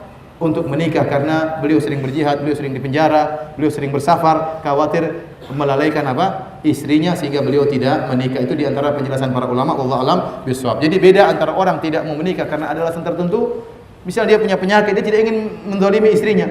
Yang tidak boleh, yang dilarang adalah yang membenci. Rasulullah SAW mengatakan, tatkala ada seorang sahabat mengatakan, saya akan beribadah terus, wa ana a'tazilun nisa, saya akan tinggalkan para wanita. Saya tidak mau menikah karena wanita hanya mengganggu dalam kehidupan, mengganggu puasa saya, mengganggu apa lagi? Banyak gangguan pokoknya. Maka dia tidak mau, itu pikiran dia. Maka dia ingin tidak mau menikah supaya bisa beribadah dengan konsentrasi. Maka Nabi bantah. Nabi mengatakan, saya yang paling bertakwa.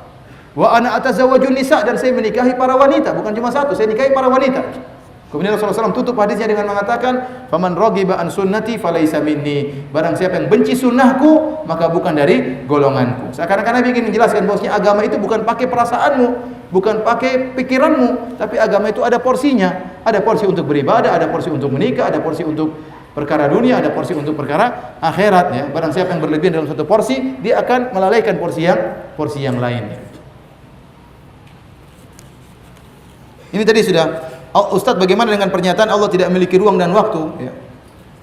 Saya mengatakan Allah tidak memiliki ruang dan waktu. Ya. Kalau Allah tidak memiliki waktu, tidak benar, karena Allah menciptakan makhluk pada waktu tertentu, ya tidak?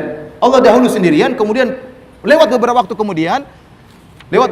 kemudian Allah menciptakan makhluk. Berarti ada waktu berkaitan dengan Allah Subhanahu wa taala. Ini perkataan orang-orang filsafat yang mengatakan Allah tidak berkaitan dengan ruang dan waktu. Dari mana? Kenapa Anda harus mensyaratkan Tuhan seperti itu? Kalau Anda bilang Tuhan tidak bertempat, ya kita katakan Allah tidak butuh dengan tempat. Tapi kalau Anda mengatakan Allah tidak berkaitan dengan ruang dan waktu, itu perkaranya lain. Seandainya manusia itu adalah tempat, maka Allah berbicara dengan Nabi Musa. Allah berbicara dengan Nabi Muhammad SAW. Dan waktu Allah berkaitan dengan waktu. Buktinya Allah menciptakan makhluk setelah waktu tertentu. Ya, jadi beda perkataan. Hati-hati perkataan mereka ini permainan. Mereka mengatakan Allah tidak berkaitan dengan waktu ini. Maksudnya bagaimana tidak berkaitan dengan waktu? Tidak benar seperti itu. Maksudnya bagaimana Allah tidak berkaitan dengan tempat? Tapi kalau dikatakan Allah tidak butuh tempat, itu benar. Allah tidak butuh dengan apa? Tempat, karena tempat itu adalah makhluk Allah Subhanahu wa taala.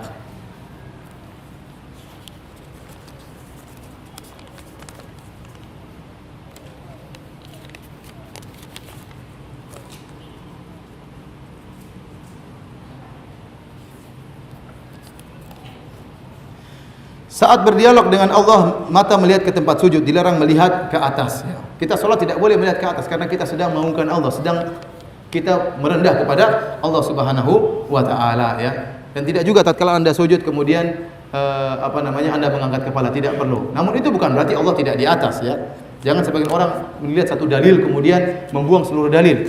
Orang tatkala sujud itu memang dia harus mengkondisikan dirinya ya untuk merendah di hadapan Allah, sehingga dia meletakkan bagian terhormat di tubuhnya itu kepalanya, di bagian yang hina itu di tanah. Kemudian dia berkata apa? Subhana rabbiyal a'la. Artinya apa? Maha suci Allah yang maha tinggi. Saya sangat rendah dan Engkau maha tinggi ya Allah. Justru sujud itu menunjukkan Allah berada di atas. Paham?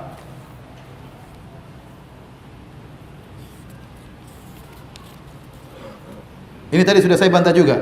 Ada satu dai pernah berkata jika Allah beristiwa di atas ars berarti Allah butuh kepada ars. Ini tidak benar. Tadi telah kita bantah logika antara langit dengan apa? Langit dengan bumi. Kita bilang datangkan perkataan ulama salaf. Anda yang mengatakan Allah tidak ada di atas ars, Anda yang mengatakan Allah tidak di atas, datangkan satu saja perkataan sahabat. Kalau kita tadi sudah nukil perkataan sahabat banyak, kita sudah nukil hadis Nabi banyak, kita sudah nukil perkataan para salaf banyak. Anta datangkan satu perkataan ulama salaf. Dia tidak akan mendapatkan kecuali perkataan Jahmiyah atau perkataan Asy'ariyah, ya. Orang-orang yang menyimpang. Adapun perkataan para sahabat tidak akan dia dapatkan. Dari hadis Nabi tidak akan dia dapatkan. Dari Al-Qur'an apalagi tidak akan dia dapatkan. Kalau gitu agama dibangun di atas apa? Kalau enggak di atas Al-Qur'an dan sunnah Nabi SAW. Karena mereka punya kaidah orang-orang Asy'ariyah dan Mu'tazilah, kapan dari dalil bertentangan dengan akal maka akal harus didahulukan. Ini dalil mereka. Dan insyaallah saya akan bantah dalam pengajian saya besok atau setelahnya ya. Dan ini tidak benar. Justru akal kita itu harus tunduk kepada Al-Qur'an dan sunnah. Kalau kita harus ikut akal, mau ikut akal siapa? Jahmiyah atau Asy'ariyah atau Mu'tazilah? Bagaimana hukumnya orang yang beriman meyakini bahwa Allah itu berada di hati, atau mereka meyakini bahwa dalam perkataan baik ada Allah di bibirnya? Nah, ini kalau perkataannya adalah sekedar kiasan, maka ini sekedar kiasan. Tapi kalau maksudnya adalah sesungguhnya Allah bersatu dengan dirinya, maka ini kekufuran. Inilah keyakinan orang-orang Nasara yang meyakini Allah bersatu dengan Nabi Isa. Dahulu orang Nasara, ya ada beberapa kelompok di antara mereka, mungkin sampai sekarang. Ada yang meyakini bahwasanya Allah menempati Nabi Isa seperti air yang ditumpahkan di gelas. Allah menempati Nabi Isa. Ada yang meyakini bahwasanya Allah bersatu dengan Nabi Isa seperti teh yang dicampur dengan air kemudian diaduk menjadi satu kesatuan yang tidak bisa dipisahkan. Dan dua-duanya merupakan kekufuran. Karena kalau Allah menempati Nabi Isa berarti Allah harus turun level sehingga seperti makhluk dan butuh kepada makhluk untuk ditempati. Dan Allah Maha Esa, Allah tidak butuh. Allah As-Samad, Al-Fardus Samad tidak butuh dengan makhluknya. Oleh karenanya kalau seorang meyakini seperti pemahaman manunggaling kawula Gusti, Widatul Wujud, Allah bersatu dengan dia, ini kekufuran. Ini apa? Kekufuran. Seperti mengatakan tidak ada di balik jubahku kecuali Allah Subhanahu wa taala. Seperti perkataan Ibnu Arabi, dia berkata, "Wal abdu rabbun wa rabbu abdun." Ya wa ya laita syi'ri manil mukallaf. Kata dia, hamba adalah Tuhan, Tuhan adalah Allah. Kalau begitu siapa yang disuruh salat? Kalau kalian mengatakan hamba disuruh salat padahal dia adalah Tuhan. Ya, jadi ini perkataan kekufuran. Hamba bukan Tuhan, Tuhan bukan apa? Hamba.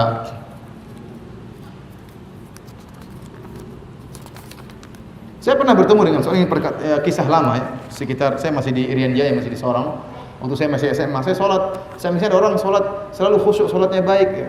Tahu dia ketemu saya, dia bilang, "Oi Firanda, tahukah kamu bahwasanya Tuhan telah berkata kepada saya, kamu adalah saya adalah kamu." Subhanallah, model kamu kurus krempeng kayak gini jadi Tuhan. Mending yang gemuk jadi Tuhan. Ini kurus krempeng kayak gini jadi Tuhan. Subhanallah, kasihan ya. Kasihan. Ini pemahaman sebenarnya dari mana dia dapatkan? Menganggap dirinya adalah apa? Tuhan. Ya. Pemahaman sufi yang tidak benar. Ini adalah kekufuran. Namun kadang-kadang mereka ditipu dengan jin. Datang jin mengatakan, saya Rabbmu, saya Tuhanmu, dan kau adalah aku adalah apa? Kamu.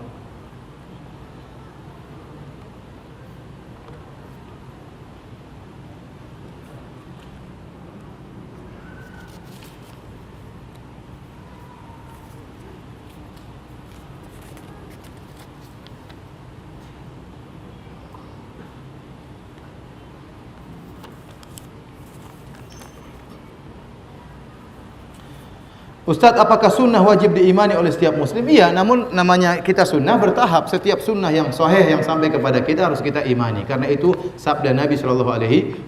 Dan ini bertingkat-tingkat seorang muslim. Bukan saya katakan seluruh sunnah harus kita ketahui. Kalau seluruh sunnah harus kita ketahui, kita ulama kalau begitu. Padahal ada sunnah yang, bahkan ulama saja kata Imam Syafi'i, ada sunnah yang luput darinya.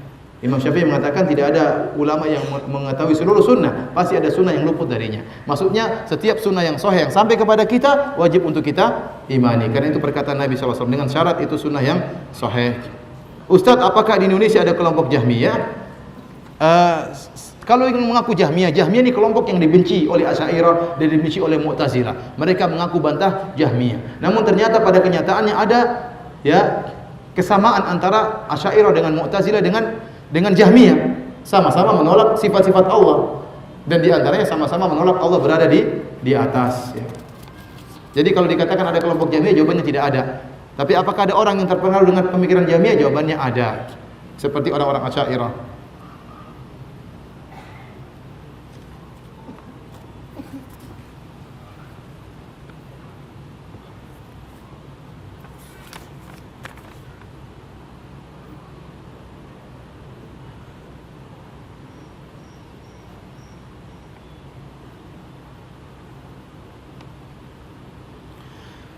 Ada pertanyaan, kenapa Islam melarang pacaran?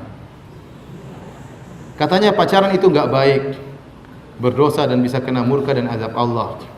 Tapi toh banyak yang dulunya mereka berpacaran di masa mudanya dan menikah sehingga sekarang dikaruniai keluarga yang harmonis. Keluarganya langgeng dan memiliki anak dan cucu yang baik, yang sukses, pintar-pintar dalam urusan agama dan dunianya. Berarti yang dikatakan berpacaran tidak baik itu bertolak belakang dengan kenyataan yang ada. Saya takut doktrin seperti ini melekat di pikiran anak muda. Kita bilang juga banyak orang kafir yang juga kafir kepada Allah, kafir kepada Nabi Muhammad, juga nikah, tentram, punya anak, berhasil juga jadi dokter, ya atau tidak? Ya. Kita bilang dahulu pacaran mereka nggak ngerti. Ya. Tugas kita mengingatkan. Ada orang juga berzina, kemudian anaknya juga baik-baik, ada juga ya. Ya. Ada orang juga koruptor, juga anaknya berhasil, ada juga. Ya, artinya maksud saya itu tetap haram, hukumnya haram berdasarkan hadis-hadis yang ada. Hukuman itu bisa jadi dunia, bisa jadi di mana? Di akhirat. Dan saya katakan kebanyakan orang dahulu pacaran tidak ngerti kalau pacaran itu apa? Haram. Sekarang baru kemudian berkembang Islam, ilmu agama, ya, baru kita tahu bahwasanya pacaran itu haram. Sebagai bukti bahwasanya pacaran itu buruk, gara-gara pacaran banyak orang berzina. Dan dia mungkin rusaklah moral anak laki-laki, perempuan, kemudian terjadi penyelewengan, perselingkuhan dan macam-macamnya, kemudian berkembang dengan adanya penggunaan obat-obat terlarang. Kita bilang banyak orang pacaran yang anak-anaknya baik, banyak juga yang rusak, banyak yang terjerumus dalam perzinahan. Dan kalau kita berdalil dengan kenyataan, maka akan banyak perkara yang akan kita halalkan, di antaranya kekufuran. Karena kita dapati ada juga orang-orang kafir yang dia juga hidup tentram, punya anak juga baik-baik saja, harmonis saja, tapi dalam kondisi apa? Kafir. Wallahu alam bisawab. Demikian saja kajian kita pada kesempatan kali ini. Kurang lebihnya saya mohon maaf.